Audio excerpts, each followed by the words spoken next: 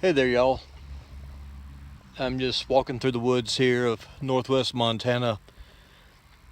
Uh, Fall's in full swing. The election is 2 weeks away. And as I'm walking through these woods, walking through these trees, under the shadow of the mountains, I just want to try to explain something. And I'm not trying to be dramatic. I am not an orator by any stretch of the imagination. I'm just going to have an honest conversation with you. I have no agenda. I have no real power. I am an American citizen who loves my freedom. I love my family. I love my son, my daughter, and my wife. And I do my best to live a honorable life. And I say that because as a husband, as a father, I support Donald Trump with every fiber of my being. And the majority of men do as well, especially men who are fathers or who are husbands, who are the provider of their families. And there's a reason for that. See, throughout history, men are the ones who are called up to go fight in wars. That's always been the case, folks. I mean, it always has been. It is men who go into the meat grinder to fight whatever war, whatever conflict it is that happens to rear its ugly head. This video is addressed to the American woman. A lot of women support Hillary Clinton. Could even be a majority. I don't know. The polls are all over the place. Frankly, I don't trust them. They're corrupt. But that's not the point of this video.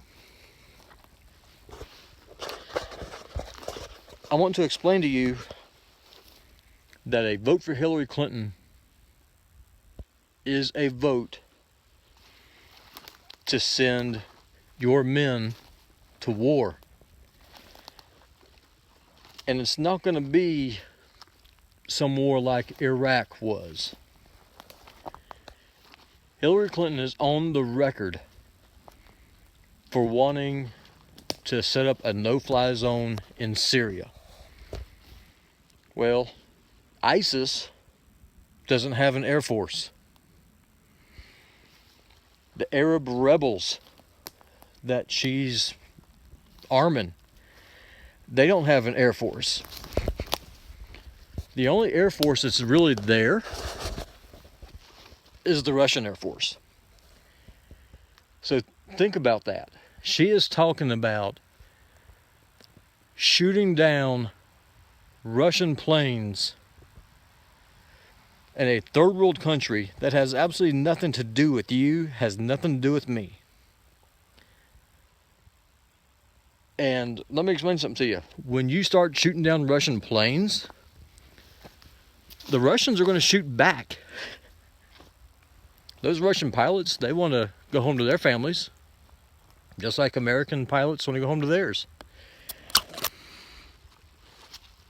Putin will answer that act of aggression with force. And what that's going to do is it is going to start a shooting war in a faraway foreign land with a nuclear armed power. Think about that.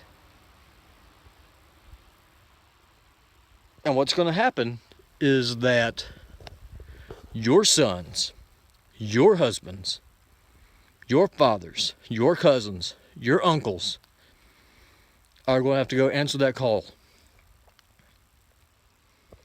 And one of these days, you're going to need your men because this country is $20 trillion in debt. Wars are expensive. They get really expensive when we start talking about ICBMs with nuclear warheads. So a vote for Hillary Clinton will be a vote for you to send your men off to fight some war in some faraway foreign land that has nothing to do with them, where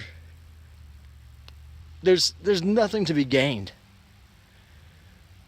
Then add into that the nuclear equation, where you can get vaporized in a nuclear mushroom. And when the economy here collapses, and it's going to, no nation can sustain this kind of debt that we have. When we men come back, those of us who come back from that meat grinder, we're going to remember this election.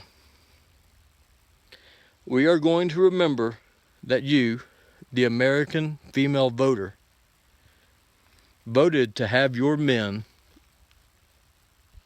sent to the meat grinder for absolutely no reason whatsoever.